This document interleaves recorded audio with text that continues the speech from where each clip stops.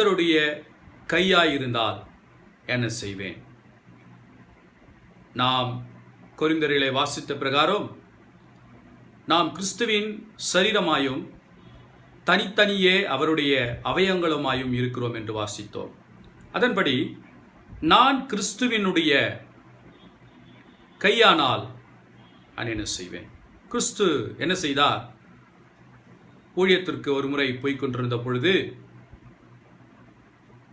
இயேசு கிறிஸ்து கரையிலேயே தங்கிவிடுகிறார்.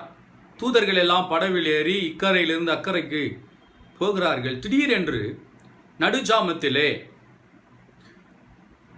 புயலும் அங்கு காற்றும் வீசிக்கொண்டிருக்கிறது. நடுஜாமம் ஆன பொழுது இயேசு கிறிஸ்து தண்ணீர் மீது நடக்க ஆரம்பித்து அந்த படவின் அருகாமையில் வருகிறார்.